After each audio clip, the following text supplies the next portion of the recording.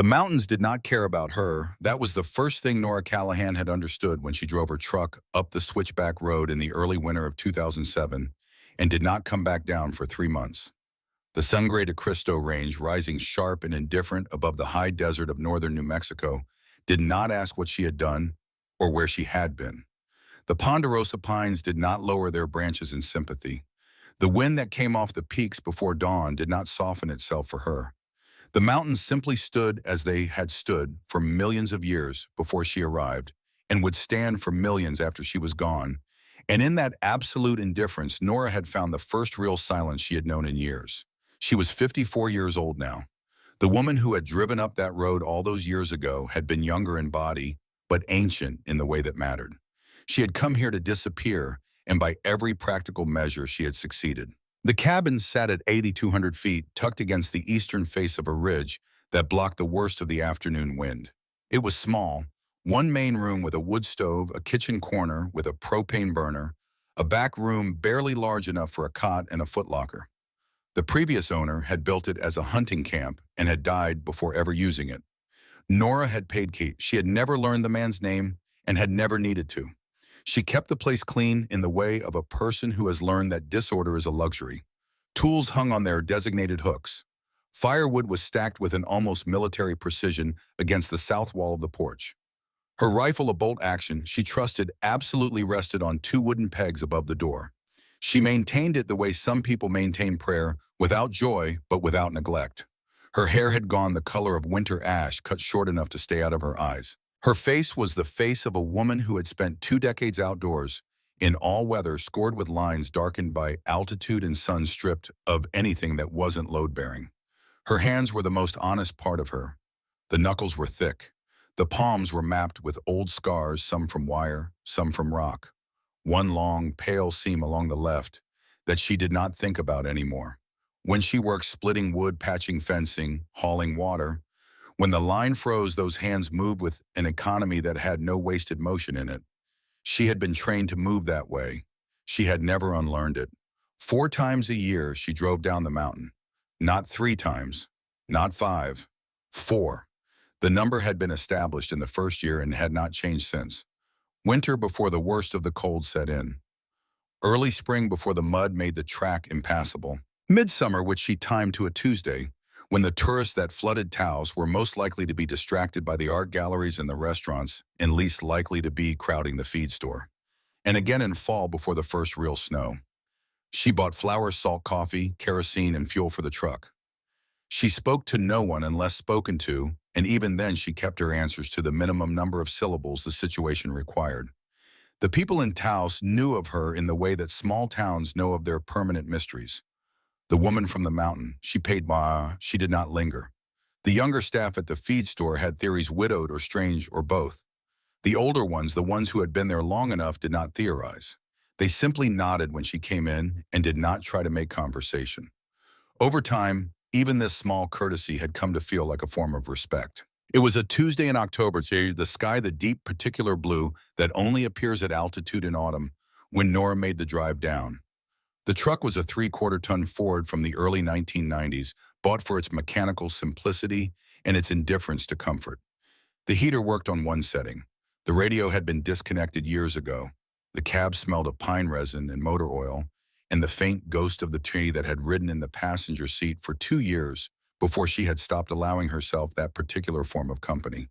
She drove with both hands on the wheel, her eyes on the road, her face carrying the particular blankness of a person who has trained themselves not to think about the thing they are always thinking about. The road into Taos took her south along the valley floor through Pinon and Chamisa scrubland, past the scattered ranches and the hand-lettered signs for firewood and hay. She had driven this road enough times to know every bend, every cattle guard, every place where the asphalt had cracked and been patched and cracked again. It required no thought, which meant her mind was left to do what it always did on the drive down. She did not allow it to go very far. The Taos County Animal Shelter sat on the eastern edge of town, a concrete block building behind a chain-link perimeter fence with a small gravel parking area in front. It was not a place that made any effort toward optimism. The sign out front was sun-faded. The chain link had rust along the bottom edge. There were no flower boxes, no cheerful painted murals of the kind that some shelters use to soften the reality of what happened inside. It was a facility performing a function that the community needed and preferred not to think about too closely. Nora never looked at it directly. For years, her method had been to fix her gaze on the opposite side of the road as she passed a stretch of open scrubland running toward the base of the mountains, unremarkable and therefore safe. She drove a little faster through this section. Not much, just enough. Today she could not. The sound reached her before the building was fully in view. It cut through the closed windows and through the ambient noise of the truck's engine, and it stopped her body before her mind had fully processed what she was hearing. It was not the ordinary sound of a shelter, the layered, resigned barking that was always present and always heartbreaking. This was something different. This was a single voice, deep, explosive, rhythmically percussive, like something being fired from a machine rather than made by a living animal. And underneath it, or perhaps alongside it, the heavy metallic slam of a large body hitting a hard surface with full force, over and over. And then a man's voice, sharp with shock and with pain. Nora's foot came off the accelerator. She told herself not to stop. The voice she had cultivated over 15 years, the one that had kept her on the mountain and out of the world, spoke up promptly and with conviction. This was not her situation. This was not her problem. She had no standing here, no responsibility, no claim. She had come down for flour and salt and coffee and fuel. She had a list. She had a routine. She had a life organized specifically so that moments like this, moments requiring something from her that she was no longer certain she had, would not occur. The truck slowed. She pulled onto the gravel shoulder 50 yards short of the shelter's gate. Through the chain link she could see two men. One was in a county uniform, a man in his early 40s she did not know, and he was stumbling backward from a transport kennel mounted on the side of a county vehicle. His right arm was clutched to his chest. Dark staining spread through the heavy canvas of his sleeve. His face was white with shock, and the shock was already converting itself, as shock often does, into anger. The second man was older, broad-shouldered, wearing the look of someone who had seen too much and had developed a professional patience about it. He stood between the first man and the kennel, speaking in a tone Nora could not hear. Inside the kennel, a German shepherd was destroying itself against the metal door. Gray and white large, probably 90 pounds. It was throwing itself at the door in a rhythm that seemed beyond volition. Lunge, impact, spin, lunge again, as if the body had been seized by something the mind could no longer regulate. The sound it made was not a bark in any ordinary sense. It was a raw, continuous detonation of terror. Nora watched. She watched the way she had been trained to watch, with her whole field of vision open, rather than focus, taking everything in without landing on any one thing. She watched the dog's body, not the motion of it, but the architecture beneath the motion. The position of the ears, the angle of the head, the specific quality of the eyes. The ears were not forward. They were not the ears of an aggressive animal issuing a challenge. They were pinned so far back against the skull that they seemed to have disappeared into the ruff of fur at the neck. The eyes were wide, not narrowed in threat, but blown open, showing white all around the iris, the pupils dilated past the point of seeing anything clearly. The body was not coiled with predatory intent. It was trembling, a deep, fine, ceaseless trembling that ran through the muscle and bone the way current runs through wire. But it was the head that stopped her breathing. Between lunges, the dog's head would snap upward. The muzzle pointed at the sky. The gaze swept along the roofline of the shelter building, tracked across the open space of the parking area, swept back. Not looking at the men in front of it, not focused on the threat at its own level. Looking up, scanning the high ground. Nora's hand, which had been resting on the gear shift, went still. She knew that posture. She knew it the way she knew the weight of her own body, the way she knew the sound of the wind before a storm. She had seen it once before in her life, produced by an animal she had known better than she had known most people, and the last time she had seen it, the world had ended. Rex had moved exactly this way, head up, eyes wide and white, ears flat, body trembling not with aggression but with a terrible specific knowledge. Scanning the high ground, because he had been trained to find threats that came from above, because in the places they had worked together, threats very often did come from above, And because a dog trained at that level does not forget. He had shown her that posture once in the last moments before the explosion that had taken him from her, and she had spent every year since then wishing she had understood sooner what it meant. This dog was not attacking. This dog was not vicious. This dog was looking for a bomb. Nora turned off the engine. The silence of the cab was sudden and absolute. She sat in it for 3 seconds. Then she opened the door and stepped out onto the gravel. The uniformed officer Travis Cole, she would learn his name later, saw her first. His face already raw with pain and anger contracted further. She could see him reading her a woman in her 50s, worn brown leather jacket over a flannel shirt. The color of dried blood jeans faded to the particular gray of long-use boots that had covered serious terrain. No uniform, no badge, no obvious reason to be walking toward a situation that didn't involve her. The older man turned. He had a sheriff's bearing, the kind that doesn't leave a person even years after the badge has been put away. He looked at her without the suspicion Travis wore, assessing rather than dismissing. There was something in his eyes that recognized the way she moved. This was Walt Briggs, former Taos County Sheriff, now director of the shelter he had campaigned to keep funded through 3 budget cycles. 62 years old. A man who had learned after decades of managing emergency situations that the most useful thing he could do in any given moment was create space for the person who knew what to do next. Travis spoke first, his voice tight and elevated with pain. "Ma'am, this is not, you need to stay back. This is an active K9, Nora said. She looked at the kennel, not at him. Army, handler. 2 words and a noun. They landed differently than Travis's instruction. He stopped speaking. Walt's expression shifted in a way that was almost imperceptible, a slight easing around the eyes, as if a calculation had just completed itself. He did not ask her for credentials. He did not ask her how long ago, or which unit, or what her clearance level had been. He simply turned and walked to the supply shed at the side of the building. He came back carrying a 3-legged milking stool, wooden simple, the kind that had no business in a modern animal shelter, but which sometimes accumulated in outbuildings the way useful things do. He set it on the gravel in front of the kennel. He stepped back without saying anything, that was all. No instructions, no conditions, no welcome and no warning. Just the stool and the space around it. Travis looked at Walt with open disbelief. Walt met his gaze with the calm of a man who has made a decision and does not need agreement to sustain it. Nora walked to the stool. She picked it up.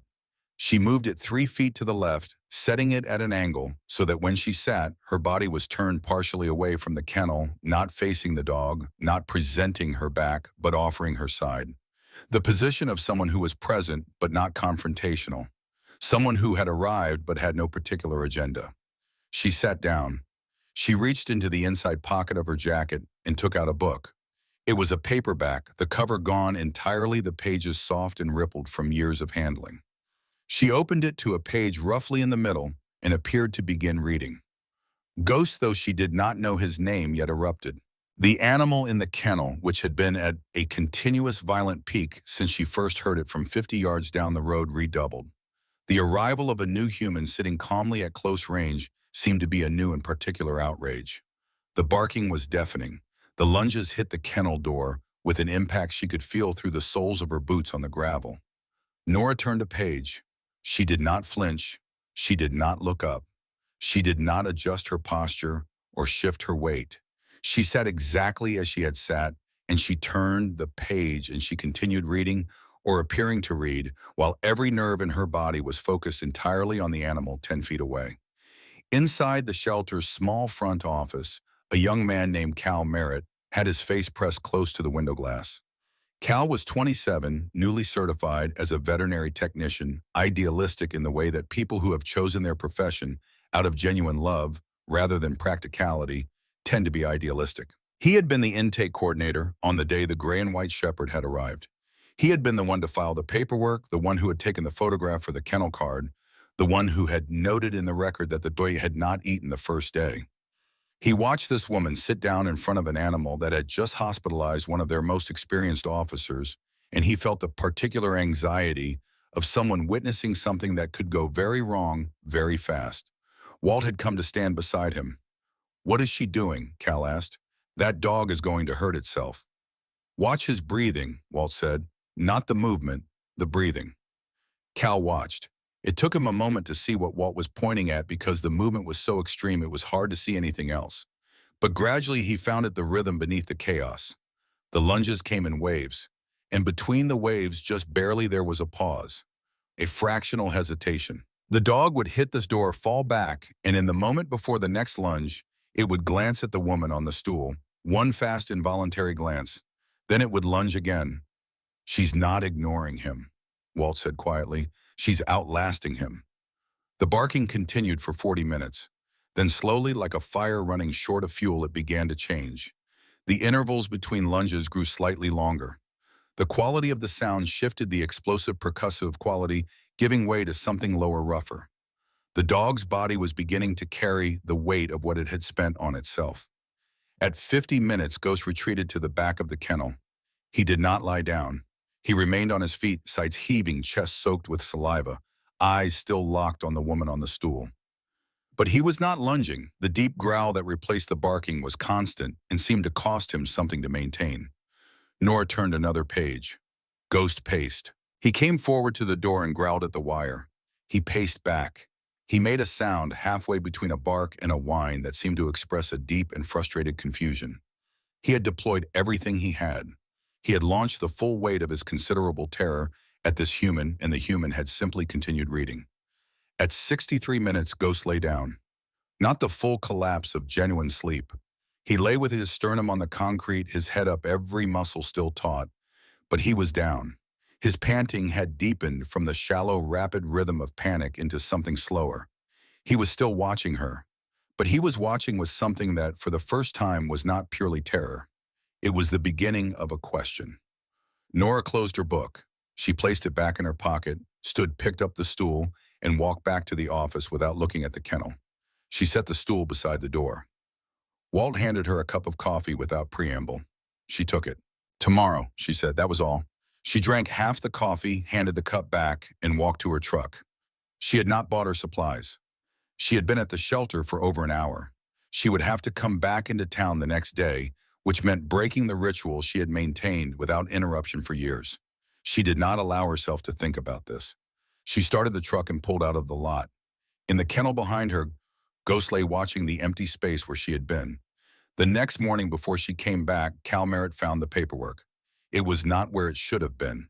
The man who had surrendered the ball, a heavy-set individual in his late 40s, who had come in with Ghost on a choke chain, pulled tight enough to leave marks, who had dropped a plastic sleeve of documents on the counter and said the dog was broken and needed to be put down or I'll do it myself, had thrown the documents rather than handing them. One had slid off the counter and come to rest under the edge of the reception desk, half hidden against the baseboard. Cal found it when he was cleaning. It was a clear plastic sleeve containing a D Form 2209, the standard military canine medical record, and beneath it, a certificate of discharge from the Department of Defense. Cal stood under the fluorescent light of the empty reception area and read it twice. Ghost, canine designation W612, multi-purpose canine military working dog program, multiple deployments, commendation notation, discharged honorably in 2023. The microchip number matched the chip Cal had scanned on intake. Cal ran the previous owner's plates through the county database. The man had 2 prior citations for animal cruelty.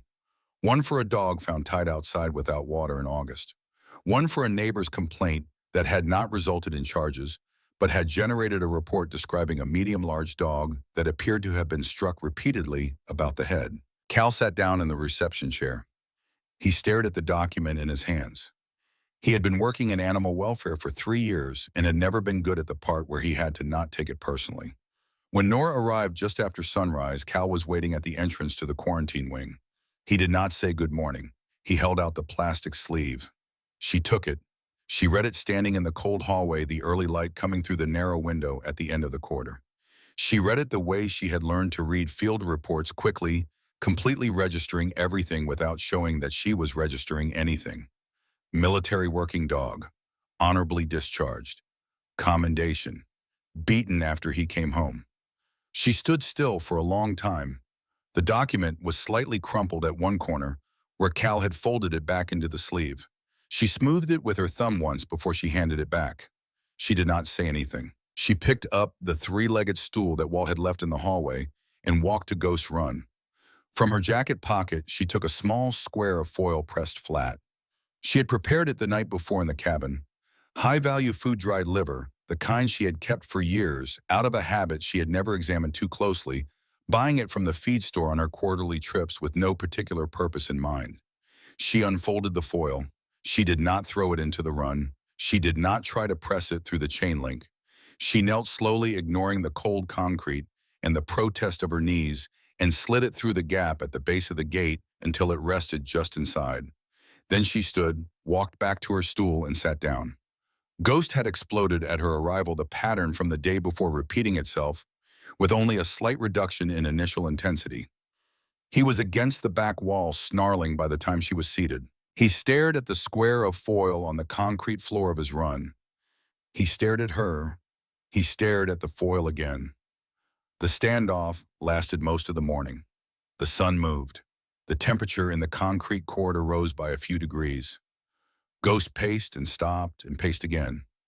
His nose was working constantly. She could see it from where she sat, that fine, quick twitching that meant the scent was reaching him despite everything else. He was hungry. He had been hungry for days, eating only what he was certain was safe. Nora read her book, or she held her book and sat and waited. This was not patience in the way most people experience patience, as something that had to be endured. It was something older and more fundamental than that. It was the patience of someone who has learned that time is the only currency that cannot be faked. You could not simulate the passage of time. You could not buy trust with anything other than the sustained, unremarkable proof of your own consistency. She had learned this in a compound in Afghanistan's Kandahar province, working dogs in 120-degree heat, where a handler who got ahead of the animal got both of them killed. She had forgotten that she knew it, or she had known it and had chosen not to use it for a very long time. But the knowledge was still there, stored in the body the way physical knowledge always is deeper than thought. The afternoon came in. At 3:17, Ghost moved. He did not come all the way to the gate. He moved forward, perhaps 4 feet from the back wall, his body low, his movement reluctant as if pulled against his will. He put his nose down toward the foil square. He lifted his head and looked at Nora. He put his nose down again. At 3:41, he ate. He was fast, a quick snap of the head, the foil package gone in an instant, retreating immediately to the back wall, as if ashamed of what he'd done. He stood there with his back to her briefly, then turned around and sat facing her. The growl had stopped sometime in the past hour. He was watching her now with an expression she recognized. Not trust, not even the beginning of trust, but the recognition that something did not follow the pattern he had been taught to expect from human beings. Walt appeared at the end of the corridor just before Nora stood to leave. He had a coffee again. He always seemed to have a coffee at the right moment, as if he maintained a private surveillance of the hallway to time these appearances correctly. Travis came by, he said. Nora accepted the coffee. She said nothing. He filed the official report with the county board. Walt leaned against the wall with the ease of a man who had spent a career learning how to be present without being intrusive. They held an emergency session this morning, insurance company. He paused. 7 days. After that, I have to sign the order. 7 days. The number sat in the air between them. They both understood what it meant. The protocol in these situations was clear and had the force of county ordinance behind it. An animal with a documented aggression incident of this classification level, 4-officer injury requiring medical treatment, could be subject to behavioral euthanasia on a compressed timeline. The shelter director could recommend. The county board had voted. The timeline had begun. Nora looked down the corridor toward Ghost's Run. The dog had moved again, she could see from here. He was no longer at the back wall. He was lying 4 feet from the gate. There's an exemption clause, Cal said. He had appeared from the direction of the clinic, a clipboard in his hands, reading glasses perched on the end of his nose. He looked slightly out of breath, as if he had been reading fast. Section 7, subsection C, the euthanasia order is suspended if the animal can demonstrate, and I'm quoting, manageable behavior sufficient for safe transport, meaning muzzle acceptance and leash compliance. 20 steps from the kennel to a transport vehicle. He looked up from the clipboard. He looked at Nora. That's it, he said. Not rehabilitation, not adoptability, just 20 steps. Nora did not respond immediately. She was looking down the corridor.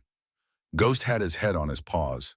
His amber eyes were open, watching the spot where she had been sitting all day. He was watching it the way a dog watches a door it expects someone to come back through. 7 days, a muzzle, 20 steps. She had spent 15 years on a mountain becoming very good at refusing to be responsible for anything. She had built the refusal carefully stone by stone, the way you build a wall against a thing you know will come if you give it any opening at all. She had been proud of it in the way that people are sometimes proud of the defenses that are slowly killing them. She looked at the military discharge certificate that Cal was still holding in his other hand. Multi-purpose canine, honorably discharged, beaten after he came home. "I'll need the stool again tomorrow," Nora said. She handed Walt back the coffee cup and walked out to her truck in the lost light of the afternoon, the mountains rising dark and enormous against the sky to the north, the air carrying the first real edge of the coming cold. She sat in the cab for a moment without starting the engine. Tomorrow, and the day after, and the day after that. 7 days to teach a broken soldier that the world was not still trying to kill him. She started the truck and drove back up the mountain. She slept in the truck on the 4th night. It was not a decision she made so much as a conclusion. She arrived at somewhere around mile 30 of the drive back up the mountain when she calculated the time.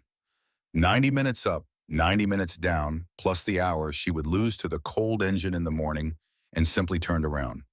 She pulled back into the shelter lot just after 10 killed the headlights, reclined the bench seat as far as it would go, and pulled her jacket over her shoulders like a blanket. The mountains were still up there. She could see them through the windshield, blacker than the sky behind them.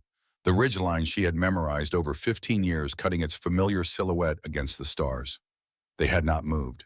They would not miss her tonight, because mountains did not miss anything, which was the quality she had valued in them most. She woke before dawn with a stiff neck and the particular clarity that comes from sleeping in a place slightly too cold and slightly too uncomfortable for the mind to drift far.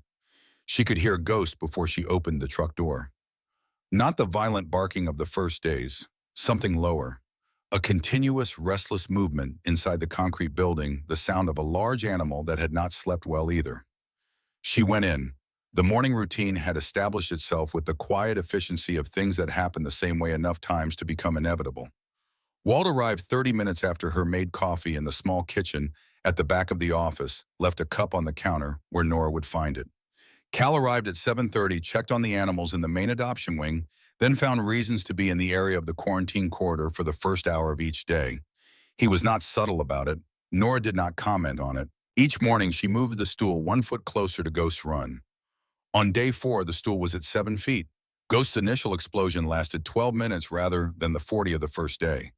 When it subsided, he retreated to the back wall and stood facing her, the low growl running underneath everything like a generator that never quite shut off. But he stood. He did not lie down, but he stood without lunging, and standing without lunging was a thing that had not existed 4 days ago. On day 5, the stool was at 6 feet. Ghost did not rush the gate that morning. He was there when she arrived, standing at the back of his run, with his weight slightly forward, watching the door to the corridor. He had been waiting.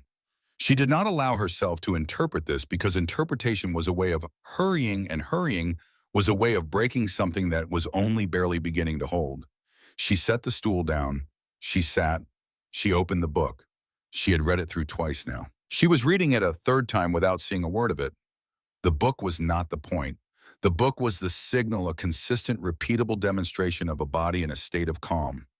She had explained this to Cal once briefly when he asked why she kept reading the same book. A dog reads the body before it reads the face, she had told him. The body holding a book is a body that is not preparing to attack. That afternoon, Ghost came to the gate. He did not rush it. He moved forward in the same reluctant way he had moved toward the food on the second day, as if pulled by something he resented. He stopped 3 inches from the chain link. He stood there, enormous and trembling, slightly, his black nose working the air between them with a focused intensity that was the most concentrated form of attention a dog possesses. Nora did not look up. She did not move. She breathed slowly and let her left hand drift from the book to her knee, and then over the course of several minutes that she did not rush, She moved it forward until it rested palm out against the chain link, not reaching through, not pushing, simply resting, offering the fact of herself, her scent, her warmth, the specific information encoded in her skin without any demand attached.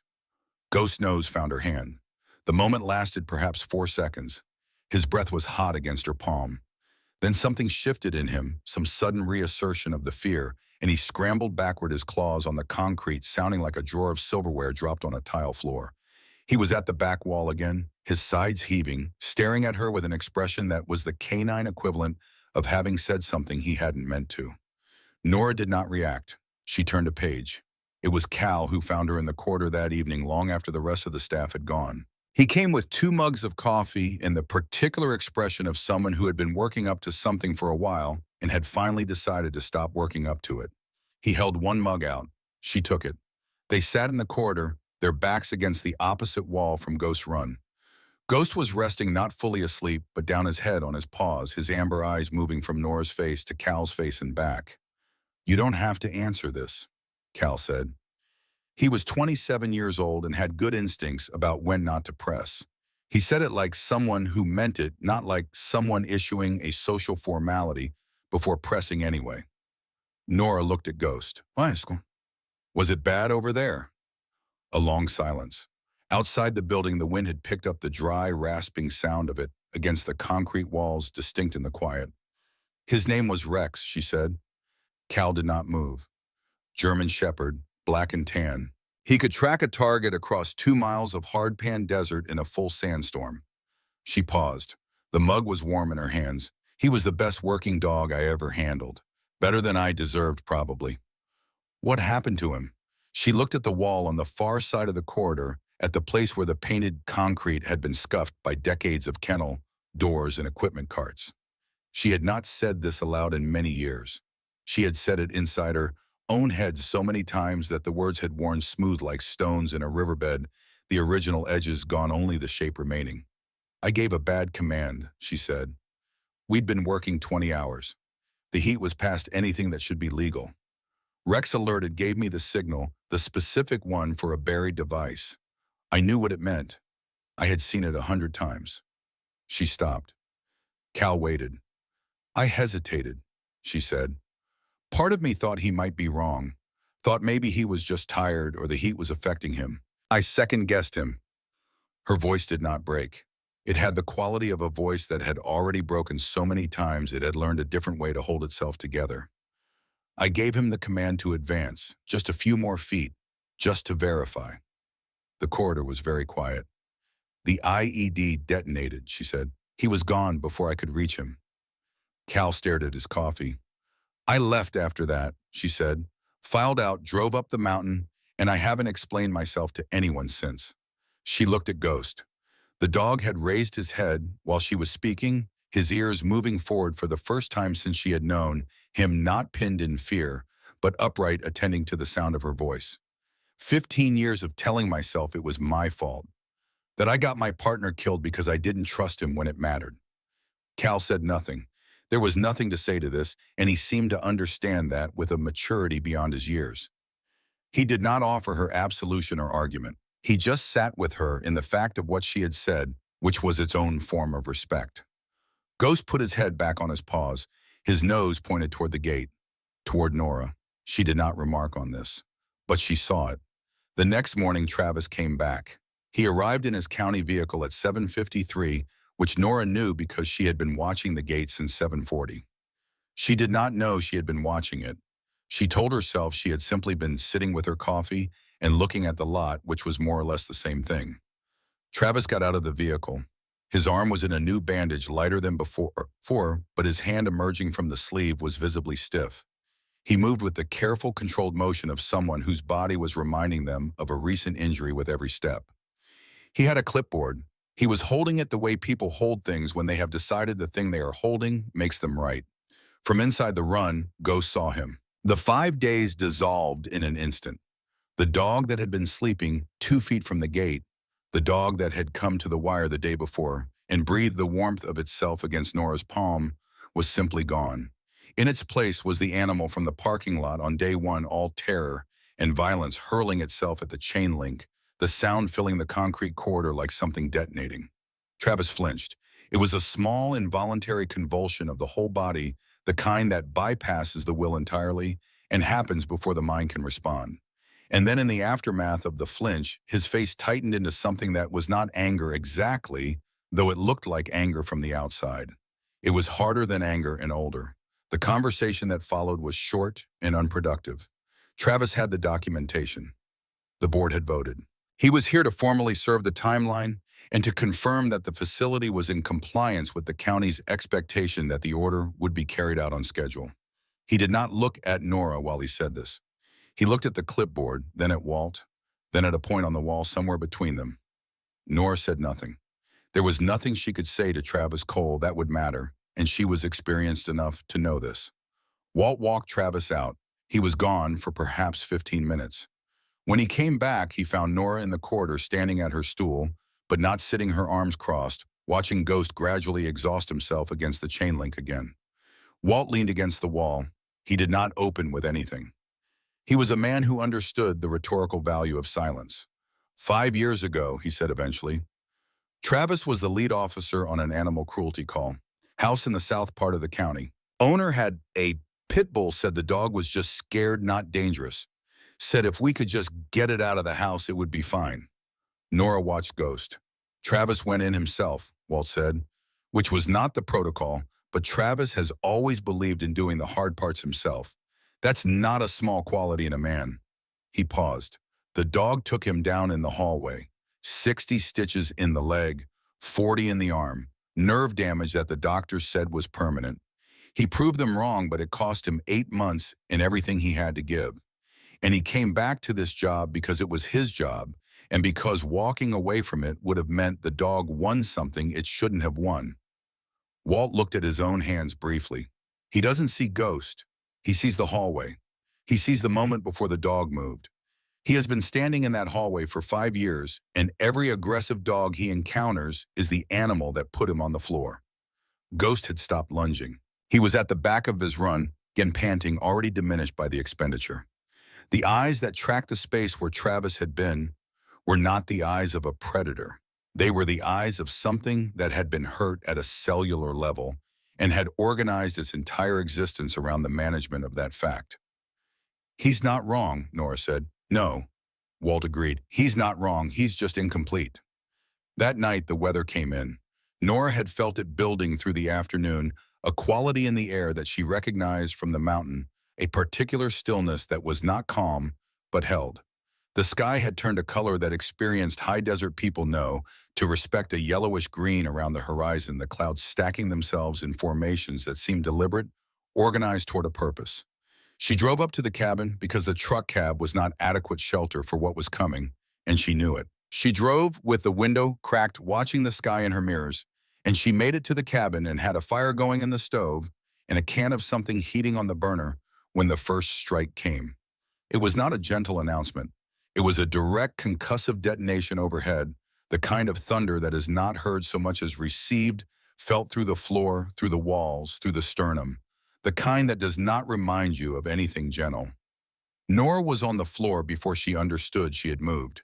She was on the floor, her back against the wall, beside the wood stove, her knees drawn up, her hands over the back of her head, and the thing that was happening inside her chest was not controllable by the rational mind, because the rational mind had temporarily vacated the premises. The rational mind had been replaced by a set of physical memories that did not respect the distinction between 2007 and the present moment, that did not acknowledge the difference between a mountain in New Mexico and a compound in Afghanistan, that heard a loud concussive sound and acted accordingly.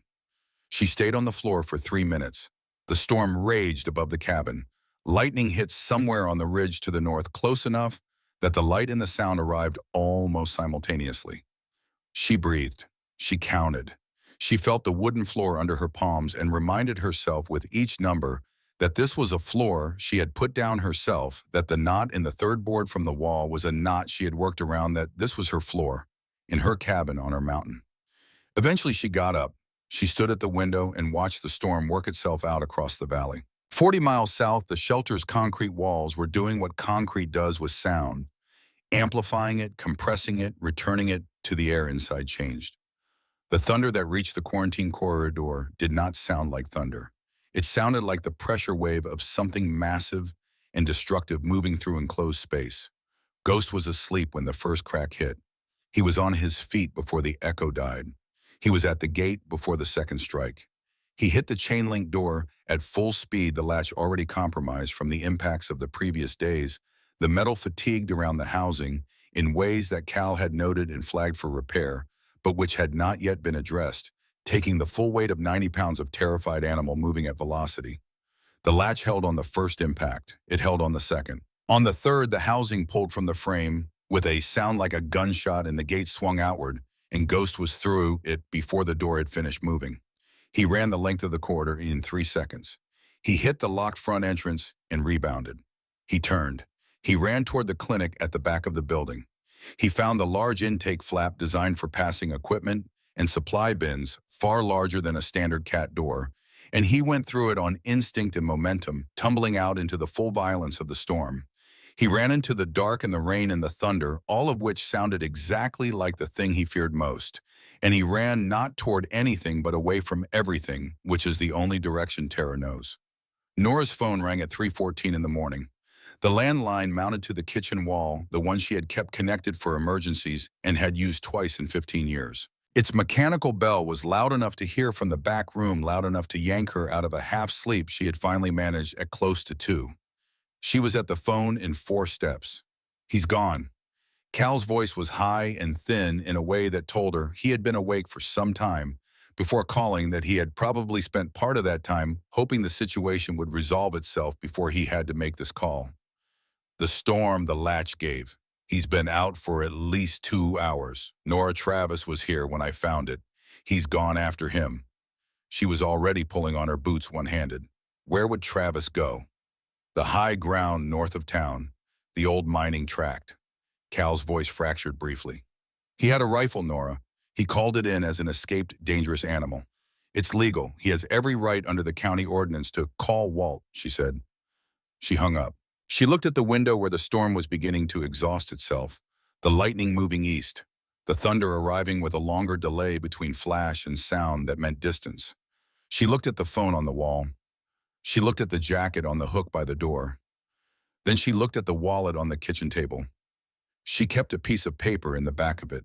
She had kept it there for 15 years without ever taking it out, the way people keep things they cannot bring themselves to either use or discard. It was folded into quarters, soft from age, the ink faded but still legible. A name, a number, written in the quick slanted handwriting of a woman who moved fast and wrote the same way. Patrice Holbrook, Staff Sergeant, Forward Operating Base Salerno, 2006 and 2007. The person who had been on Nora's left on the worst day of Nora's life. The person Nora had not spoken to since she filed her separation papers, packed her gear and drove north out of Fort Carson with no destination in mind except away. Nora did not make the call from the cabin. She drove down to the 24-hour gas station on the highway junction, the one with the payphone bolted to the wall outside by the air compressor, because she did not know why, because some calls needed to be made from somewhere that was not home, because home was the place you returned to after you had done something irreversible, and this felt like that kind of thing. The lot was empty. The fluorescent lights of the car station canopy hummed in the wet air. She dialed. The coin dropped. The phone rang once, twice, 3 times. On the 4th ring, a voice answered. Awake, not the voice of someone woken up, but the voice of someone who had been lying in the dark, not sleeping. Holbrook, it's Nora. The silence lasted long enough that she could hear the electric hum of the open line. When Patrice spoke again, her voice had a quality that Nora recognized from the field, the quality of a person who has just switched modes, who has just set aside whatever they were carrying and picked up something else. 15 years, Patrice said. Where are you? New Mexico. I need to ask you something. You left. The controlled quality in Patrice's voice cracked slightly around the word. You just left Nora. No address, no number. I thought, Rex, Nora said. I need you to tell me what you remember. Another silence, longer than the first. I remember all of it, Patrice said. I remember every second of it. I've had 15 years to remember it. I gave the command to advance, Nora said. I hesitated, and then I sent him forward. I've been living with that. I need to know if that's what you remember too. The sound that came through the line was not agreement. It was something sharper than that, something that had been held under pressure for a long time. You think it was your command, Patrice said slowly. Not a question. It was my command. Nora, Patrice's voice had changed again.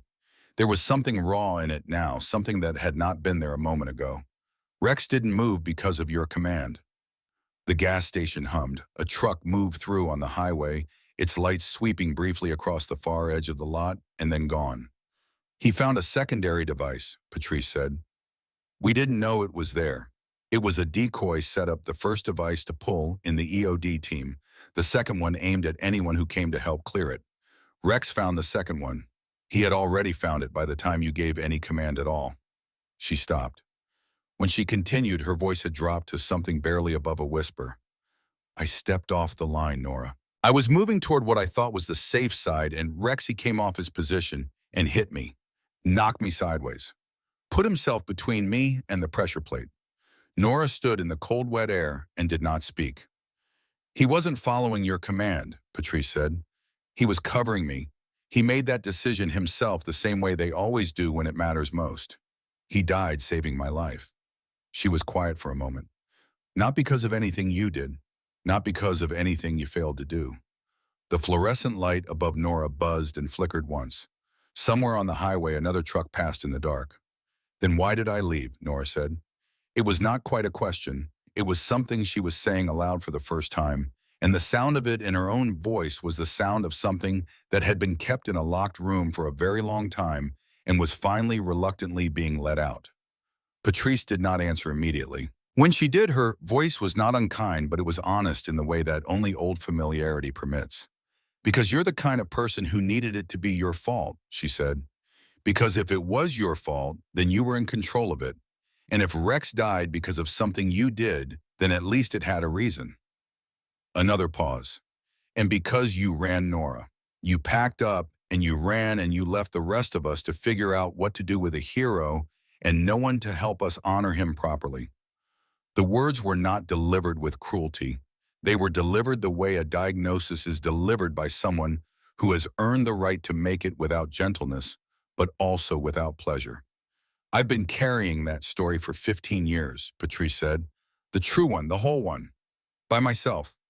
Nora stood in the buzzing light.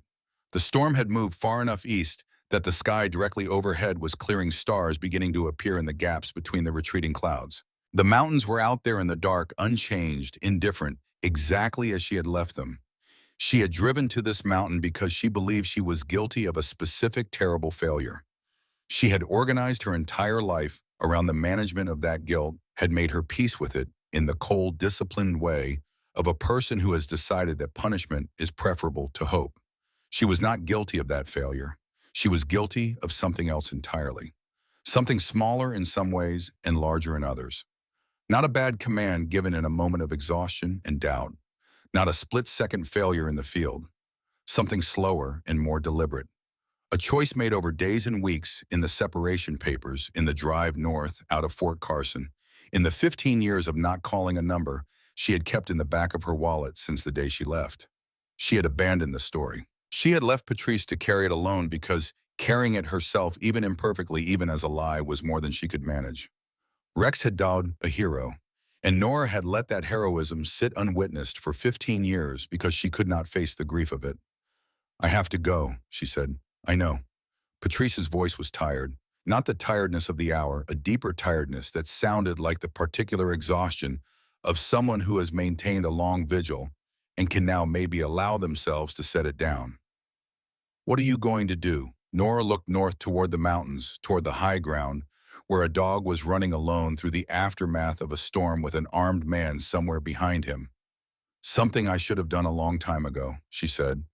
She hung up the phone. She stood in the empty lot for a moment longer, the wet gravel dark and shining under the lights, the air cold and clean after the rain. Then she walked to her truck and drove north.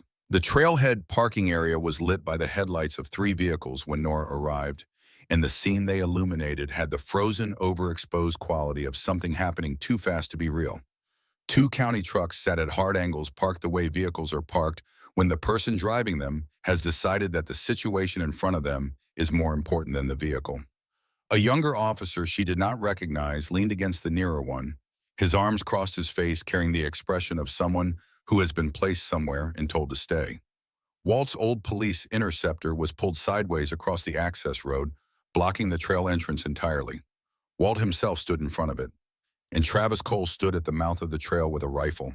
It was slung, not raised, not pointed, but the way he held himself around it communicated that the status could change. His face in the headlight wash was pale and set, and the hand that rested on the stock was the hand that had been mauled 5 years ago. The fingers not quite straight, the grip not quite what it had been. He was wearing his uniform, and his expression was the expression of a man who has decided that procedure is the last solid thing in a shifting world, and he is going to stand on it no matter what. Cal was there too, standing between Travis and the trail in the particular way of someone who is not large enough to be a physical impediment, but has decided to be one anyway. His hands were at his sides, his chin up. He looked terrified, and he was not moving. Nora got out of the truck. She did not hurry. She closed the door behind her and walked toward the group at a pace that communicated neither urgency nor indifference, the pace of someone who has arrived at the place they are supposed to be and is now ready to do the thing they are supposed to do. Her boots were loud on the wet gravel in the pre-dawn quiet. Travis saw her first. "You need to stay back," he said. "This is an act of containment. I have a county ordinance authorization for—" "I know what you have," Nora said. She kept walking. She stopped about 15 feet from him in the space between his position and Cal's, and she stood there and looked at him the way she had looked at Ghost on the first day, not confrontationally, not submissively, but with a direct and sustained attention that did not waver. Travis looked back at her. Something moved behind his eyes that was not anger and not confidence. The hand on the rifle stock shifted slightly. "That animal is a public safety threat," he said. "It's loose, it's injured, it's cornered somewhere up that trail. And when a dog like that gets cornered—" "I know what happens when a dog like that gets cornered," Nora said.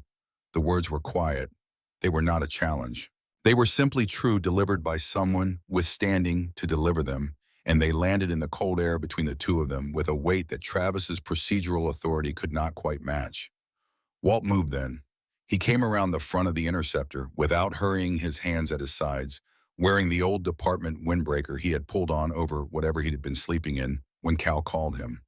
The faded letters across the breast were barely legible in the dark.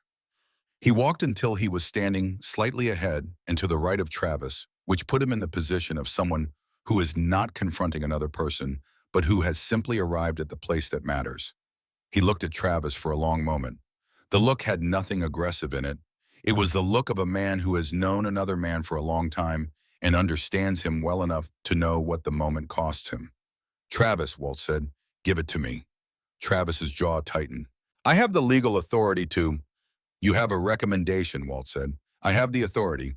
That dog is shelter property until I sign the order, and I have not signed the order, and you are standing on shelter property with a firearm pursuing an animal that belongs to my facility." He paused. "You're also standing in front of a woman who was a K9 handler for 20 years, which means she knows things about that dog up there that neither of us knows. And you are emotionally compromised, Travis. I know what this situation looks like to you. I know what it feels like. But this is not that day, and this is not that animal." The silence stretched. Somewhere up the mountain, an owl called once and went quiet. Travis's hand came off the rifle. It was a small motion, and it cost him something visible. He stepped back half a step and looked at the ground, and in the gesture there was the particular defeat of a person who has been understood rather than overcome, which is both easier and harder than the other kind. Walt reached out and took the weapon from him, checked it with the practiced efficiency of a former law enforcement officer, and set it in the back of his own vehicle. He turned back to Nora. "You know where he'll be," Walt said. It was not a question. "He'll have gone for the high ground," Nora said. "Away from the noise, somewhere defensible. The old mining tract." Walt nodded once. He looked at his watch. "The order deadline is noon. I'm giving you to noon." He stepped aside. He did not offer assistance. He did not offer company. He offered what he had always offered, the space and the time to do the thing that needed doing, and then he moved out of the way. Nora turned to face the trail. She did not look back at the vehicles at Travis standing with his eyes on the ground at Cal, who had let out a breath long enough to suggest he had been holding it for several minutes. She did not look back at the mountains behind her, at the cabin somewhere up there on the ridge where she had spent 15 years learning the wrong lesson. She faced north and she began to climb. The trail was a fire road at the base wide enough for a vehicle, its surface churned by the night's rain into a soft red mud that took her boot prints clearly and completely. She moved at a steady pace, not running, not cautious. The pace of someone covering ground with a purpose. The air was clean after the storm, carrying the smell of wet sage and pine resin, and the sky to the east was beginning to separate itself from the darkness, a thin line of gray along the peaks where the dawn was organizing itself. She read the ground as she moved. The tracks were not hard to find. A dog's paw print in the soft mud is distinct, the 4 toe pads, the central metacarpal pad, the absence of a heel impression that distinguishes it from human tracks. Ghost prints were large, the spread of them, wide, the depth, inconsistent in the way of an animal moving at speed without concern for its footing. In 2 places, she found where he had slipped the prints, smearing sideways before recovering. In one place, she found a branch snapped at chest height, the break fresh, the wood still pale and wet inside. He had not been choosing a direction. He had been fleeing one. The Sonora mine had been inactive since the early 1970s, when the vein it had been working played out, and the economics of continuing stopped making sense. What remained was the topography of extraction, flattened areas of worked rock, the ruins of a processing shed, scattered equipment too expensive to haul out and too rusted to be worth stealing, and the geological consequence of decades of digging, a landscape of fissures, overhangs, and collapsed sections where the surface had simply given way above worked-out tunnels underneath. It was the kind of place that a person who understood ground would immediately identify as offering both concealment and multiple sight lines. It was the kind of place that a dog trained in the assessment of terrain, trained to find positions that controlled elevation and reduced exposure, would move toward instinctively in the absence of any other organizing principle. Nora crested the last rise and stopped. The mine site spread before her in the early light gray and rusted and still. The processing shed had lost its roof entirely, the timber frame standing in isolation, like the ribs of something long dead.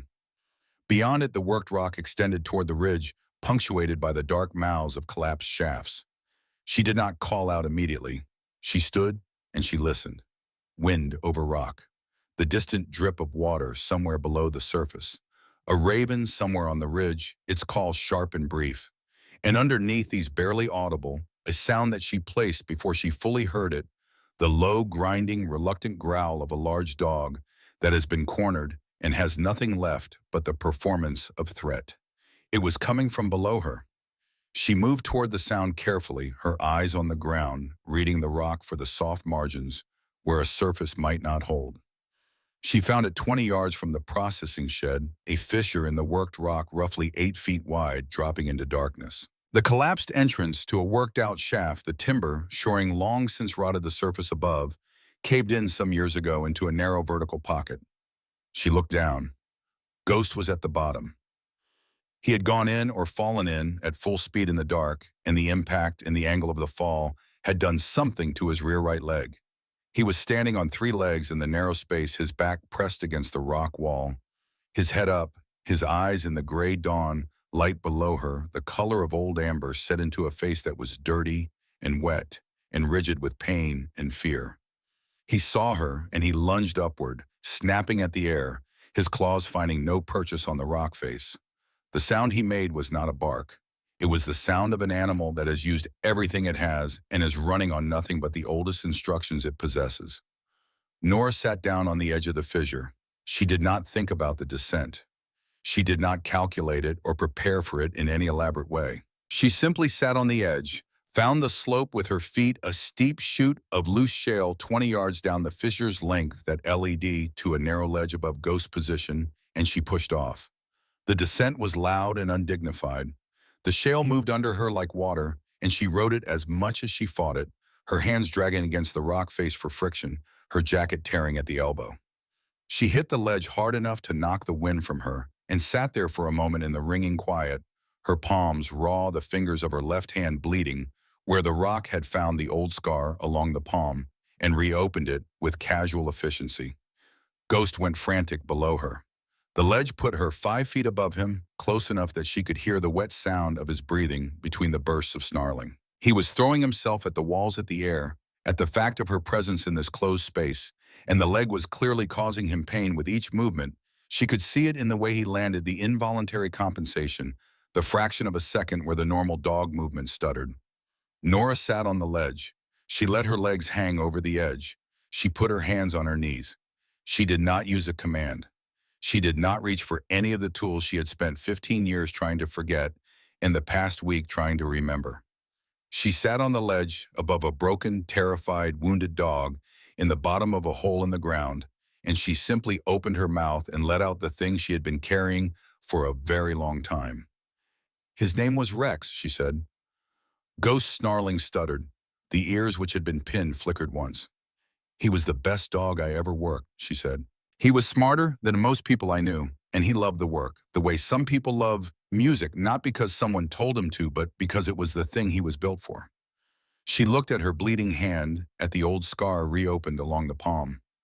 "I spent 15 years telling myself I gave a bad command, that he moved because of something I did wrong, that his death was mine to own." Ghost had stopped lunging. He was standing in the narrow space, his weight on 3 legs, his sides heaving. He was watching her with an intensity that was no longer purely defensive. The ears were up now, the angle of the head slightly tilted, the whole posture of an animal processing something outside the expected parameters of its experience. "I was wrong," she said. "He moved because of his own choice. He saw a threat that would have killed someone he was responsible for, and he didn't wait for a command, and he didn't hesitate. He just went." She paused. The wind moved somewhere above the fissure, a distant sighing. "I've been hiding from that, from the fact that he was a hero, and I ran away from it instead of staying to honor it properly." Ghost made a sound. It was not a growl. It was not a bark. It was a low, uncertain vocalization, the kind a dog makes when its internal categorization of a situation has failed, and it is waiting for new information. "We're both stuck in a hole," Nora said. "You because of the storm. Me because I dug mine myself and climbed in and told myself it was shelter." She looked at him directly. "But I'm done with it, and I'm not leaving you here." She pushed off the ledge. The drop was 5 feet, and she landed it cleanly, her knees absorbing it, her body already angled sideways rather than directly toward him. Not a threat, not a retreat, just a presence in the same space. Ghost erupted. The snarling filled the narrow rock walls and came back at them doubled, and he snapped at the air twice. And on the third snap, he stopped. He stopped because Nora had not moved. She had landed and she had stood, and she had remained exactly where she was, her hands at her sides, her face turned slightly away, breathing slowly in the cold, dark air of the shaft bottom. Not performance, not technique, just the fact of a body that was not going to do anything to him, occupying space without apology, waiting without demand. Ghost breathed. She breathed. The snarling dropped to a growl, and the growl dropped to a sound that was almost inaudible. And then there was a silence in the bottom of the shaft that had a texture to it, the silence of something being reconsidered. He came to her in increments. A step, then a pause so long she thought he had decided against it. Another step. His nose was working in the air between them with a frantic thoroughness, reading everything she was and had been and had done in the past week. She smelled of the shelter's concrete and of mountain pine and of the coffee Cal had handed her and of the particular combination of exhaustion and grief and something else, something that was perhaps the biochemical residue of a decision made irrevocably, which animals are better at detecting than people generally credit. He put his head against her chest, not gently with the full weight of it, pressing hard the broad skull, finding the space below her collarbone, and staying there. He was trembling. She could feel it through her jacket and through the flannel beneath it, the deep, fine trembling of an animal that has been afraid for so long that the fear has become structural, has become part of the way the body is organized. And the trembling is what happens when that structure begins very slowly to reconsider itself. She raised her hands. She placed them on either side of his head, her fingers in the thick, rough fur, and she held him. She did not speak. There was nothing left to say. Rex was gone and had been gone for a long time, and had in the particular way that the best of them die, without hesitation, without waiting for permission, covering the person beside them, because that was the whole of the bond distilled to its most fundamental instruction. And Nora had run from that fact for 15 years and had built a life out of the running, and the life had been very quiet and very orderly and had not contained very much of what made a life worth the trouble. She held the dog in the bottom of the shaft and she cried. Not the controlled weeping of someone who has permitted themselves a measured release. The other kind, the kind that has been stored too long and comes out with the accumulated pressure of everything that was never allowed to move. Ghost pressed harder against her chest, as if he understood that the trembling he could feel was not only his own. Getting out was the problem. The slope she had descended was not climbable with a dog that could not use one of its rear legs. Ghost, once the immediate crisis had passed, demonstrated the injury clearly. The leg would not bear weight, and the attempt to use it produced a sharp involuntary cry that told her the damage was real and possibly significant. She fashioned a harness from her belt, looping it through itself until it sat across Ghost's chest and under his good foreleg, giving her something to lift from without putting pressure on the injured limb. The route out was not the route she had come in. Along the far end of the fissure, the rock had collapsed in a way that created a rough slope, steep loose, the kind of surface that demanded both hands and both feet, and a willingness to accept that progress would be slow and occasionally backward. She put Ghost on the slope ahead of her, and she climbed behind him, one hand on the harness, the other finding holds in the rock above. He did not fight her. He climbed with the focused desperation of an animal that has understood that the person behind it is part of the effort and not separate from it. When he slipped, she held. When she slipped, his weight above her on the slope served as an inadvertent anchor. They moved in the herky-jerky rhythm of two bodies learning to coordinate around each other's limitations. They came over the edge of the fissure and onto the flat-worked rock of the mine site, and they both lay there for a moment in the morning light. Ghost on his side, Nora on her back, the pale October sky above them, and the mountains beyond it, and the silence of a high place in the early morning surrounding everything. Ghost put his nose against her ear. She felt the warmth of his breath and the slight pressure of his muzzle, and she lay still and accepted it. Then she sat up. She looked at his leg. She looked at the trail leading down. She fashioned the belt back into something that would serve as a loose lead across his chest, and she got to her feet, and she said quietly and without ceremony, "Come on, soldier." He rose on 3 legs and walked beside her down this mountain. The group at the trailhead saw them before they heard them, 2 figures emerging from the tree line into the flat gravel of the parking area. Both of them marked by the descent. Both of them moving at the pace of something that has accomplished something difficult and is not yet ready to speak about it. Walt saw them first. He straightened from where he had been leaning against the interceptor, and he did not say anything. Cal made a sound that was not a word. The younger officer who had been standing by the far truck stood up straight with the instinct of someone who has just witnessed something and does not yet have a category for it. Travis saw them last. He had been sitting on the step of his vehicle, his elbows on his knees, his eyes on the gravel. He looked up when he heard the change in the quality of the silence around him, and he watched Nora and Ghost come into the light, and he watched the vine that had shattered 5 days of careful work, at the sight of him, walk across the gravel on 3 legs with a lead so loose it was barely a formality, his whole attention on the woman beside him. Travis watched this for a long time. Then he stood up. He walked to his truck and opened the side panel where he kept his emergency equipment. He took out a professional medical kit, the large kind orange equipped for serious field injury. He carried it to the midpoint of the space between himself and Nora, and he set it down on the gravel. He did not step closer. He did not speak. He set the kit down and he stepped back, and the gesture contained everything he was apparently able to offer in that moment, which was not nothing. It was in its way considerable, the concession of a man whose fear had organized itself into procedure, and who had just watched the procedure fail to account for something important, and who was acknowledging this in the only language currently available to him. Nora looked at the kit on the ground. She looked at Travis. He was already looking away, his jaw tight, his hand, the damaged one, pressed against his side. She nodded once. He nodded back. Walt moved in then with the quiet efficiency of someone who has been waiting for exactly this moment to become useful. He crouched beside Ghost, running his hands along the injured leg with a careful, experienced touch. "Cal," he said, Get the clinic open. We need the portable x-ray. Cal was already moving. They carried Ghost between them, Walt at the hindquarters, Nora at the chest through the shelter's side entrance, and into the clinic where the lights came on, and the equipment came out, and the work of assessing the damage began. The leg was not broken. The x-ray showed a severe soft tissue injury to the stifle joint, the kind that heals with rest and time, and the right support. Cal splinted it with the focused competence of someone doing the thing they were trained to do, and doing it well. Ghost lay on the examination table and let them work, his eyes moving between Cal's hands and Nora's face. Walt found Nora at the door of the clinic an hour later, while Cal finished the bandaging, and Ghost lay in the post-procedure quiet that is its own particular form of exhaustion. The cottage at the back of the property, Walt said. He said it the way he said most things, without preamble, without decoration, as a simple fact placed in front of her for her consideration. Been empty since the last groundskeeper. Plumbing works.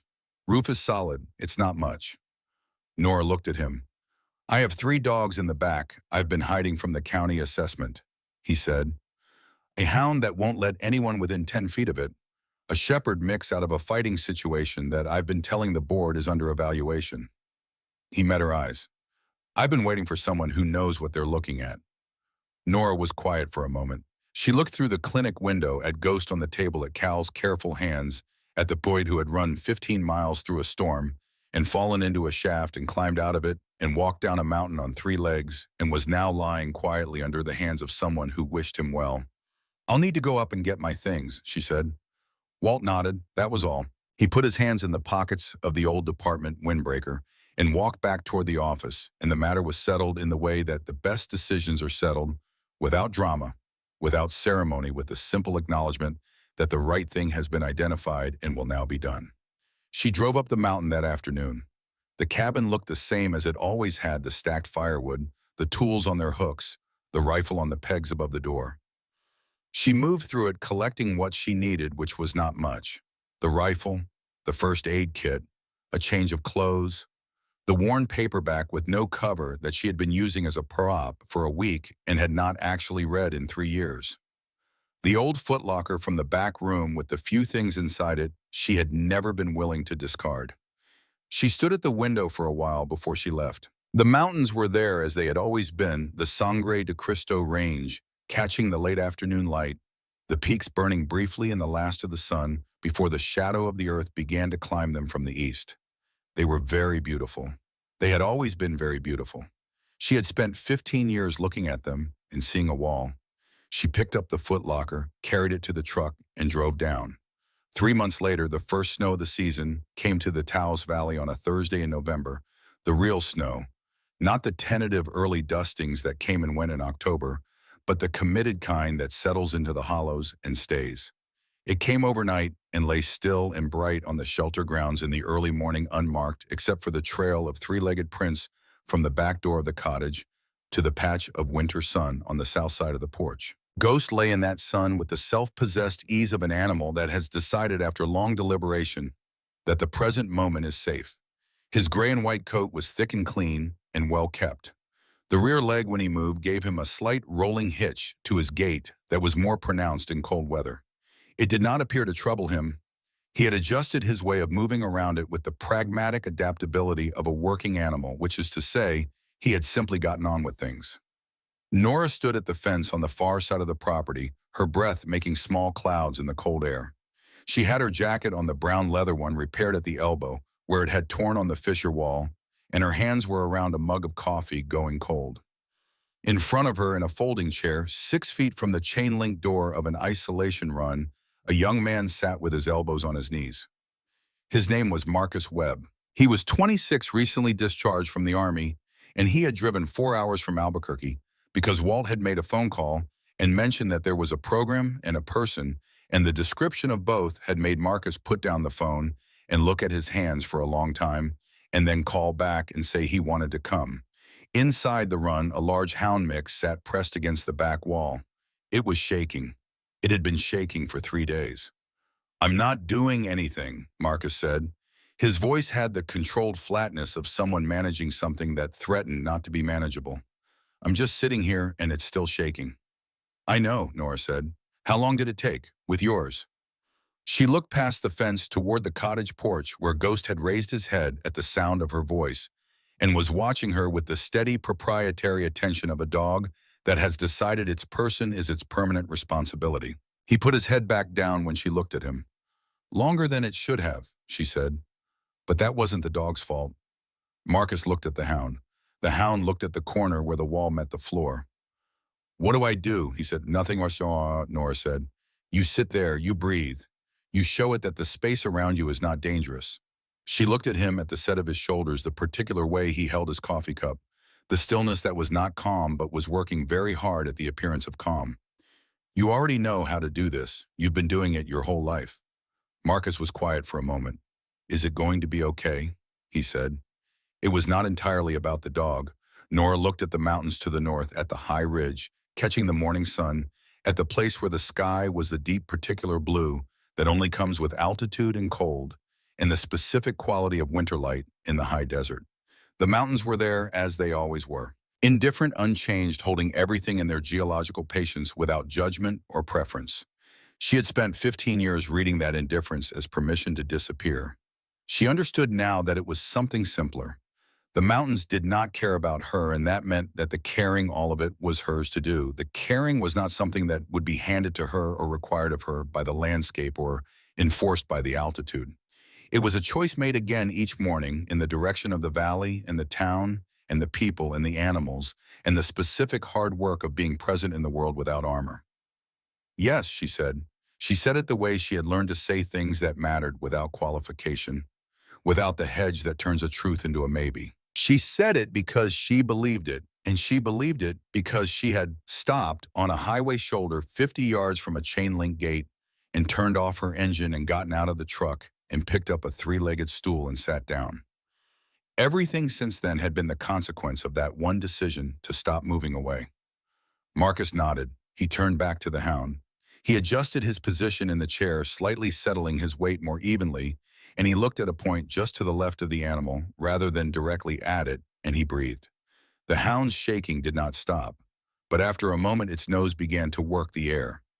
Nora watched this for a while. Then she turned and walked back toward the cottage, toward Ghost on the porch, toward the mug of hot coffee Cal had left on the step, toward the list of animals Walt had given her that morning, written in his spare, efficient handwriting.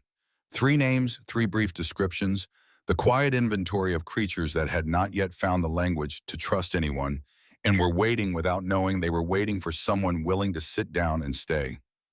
Ghost lifted his head when she reached the porch. His tail moved once a slow, deliberate arc. She sat down beside him in the winter sun and put her hand on his broad head and felt the warmth of him under her palm, and the mountains stood to the north exactly as they always had, and for the first time in a very long time, she was not looking at them.